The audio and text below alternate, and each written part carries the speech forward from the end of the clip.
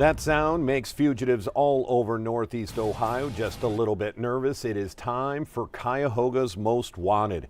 Every week we feature 3 fugitives on the run from the law, facing very serious charges.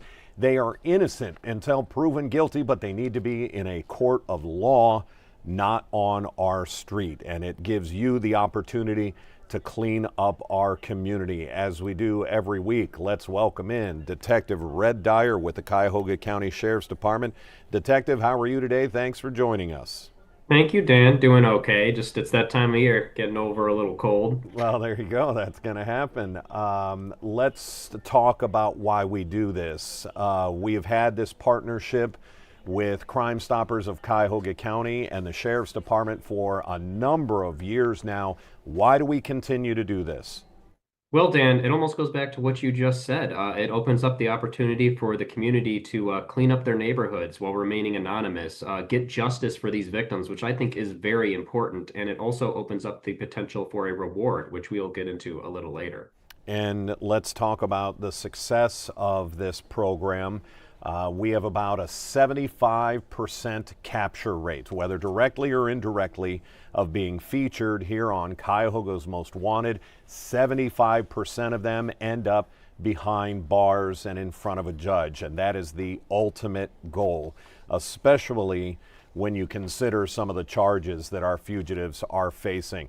Detective, let's get to our first case without any further ado. What do we know about James Early?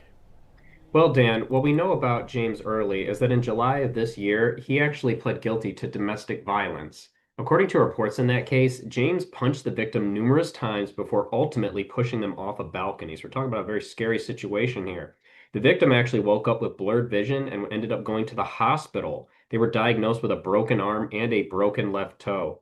James failed to appear for a probation violation hearing, as we often see in these cases, and a warrant was issued for his arrest. He's approximately 5'11" and 120 pounds and was last known to be staying in the 2000 block of West 10th Street in the city of Cleveland. And Red, you were just talking about this when we're thinking about the victims. This is someone who was pushed off a balcony. That is definitely somebody that deserves justice for their case. Luckily, they weren't more seriously hurt. Let's get to our next case. This one, Red, when I was reading through it, wow, I can't imagine an officer that has to make an arrest on this person, somebody who has already pleaded guilty multiple times to assaulting officers. Let's get to the case of Trisha Ison. What do we know? Well, what we know is that she actually has 3 probation violation warrants with the sheriff's department. In November of 2024, she pled guilty to assault on a police officer. And according to reports in that case, Trisha attempted to grab a police officer's gun in an attempt to take it. And this is something that police officers deal with very often, a very scary and dangerous situation. In another case, she pled guilty to assault, where reports state that officers responded to a store in Brooklyn, Ohio, and arrested her for stealing merchandise. And during the arrest, she fought with and struck an officer, causing a minor injury. She failed to appear for probation violation hearings in these cases, and warrants were issued for her arrest. I should note she also has warrants with Warrensville Heights for discharging a firearm and criminal trespass, as well as Summit County Sheriff for failure to appear. She's approximately 5'5" and 130 pounds, and was last known to be staying in the 9600 block of Mount Auburn Avenue in the city of Cleveland. And it seems like we have to report on it and deal with this more and more, the assaults on police officers. Again, this is somebody that has already pleaded guilty to it multiple times.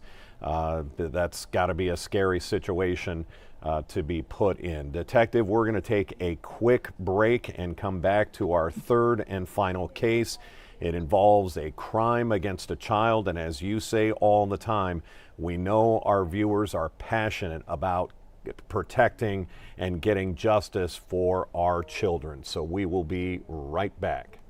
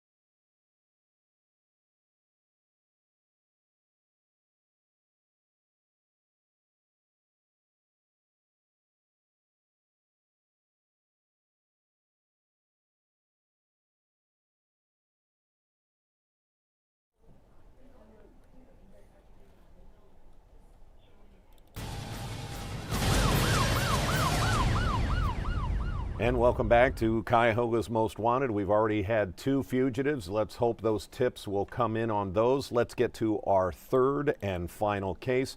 Detective, what do we know about Ison Hernandez?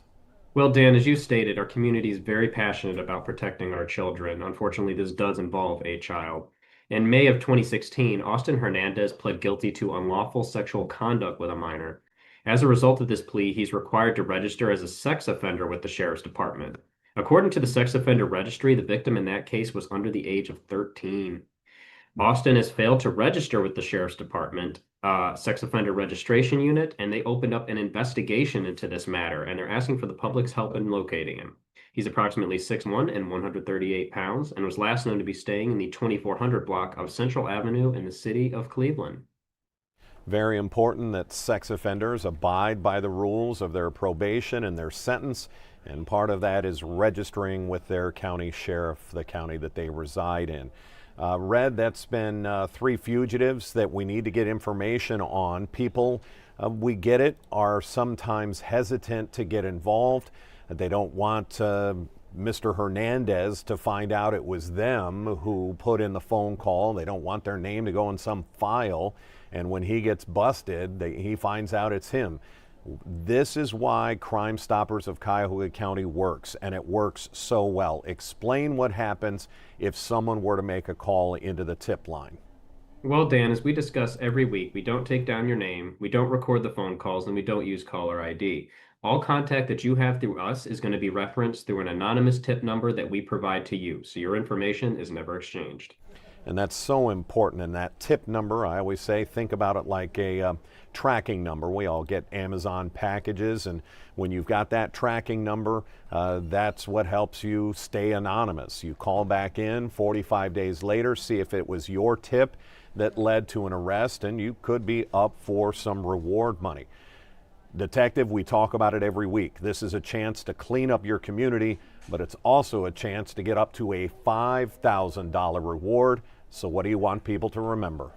That crime doesn't pay, but Crime Stoppers does. Crime Stoppers does pay if your tip leads to the arrest of one of our 3 fugitives today. Detective, we certainly appreciate the time. It is always a pleasure to have you with us, and we'll see you next week. Thank you, Dan. All right, take care. That is going to wrap it up. Again, a 75% capture rate. That's just incredible. So that's 3 out of every 4 fugitives we feature here end up getting arrested, turn themselves in one way or another. And that's how we're helping the community. If we have any other breaking news, it'll be here on our digital platforms. Otherwise, our 3.5 hours of news and first alert weather, that's going to start in about 40 minutes on Channel 19. Until then, I'm Dan DeRose with 19 News. Have a great day.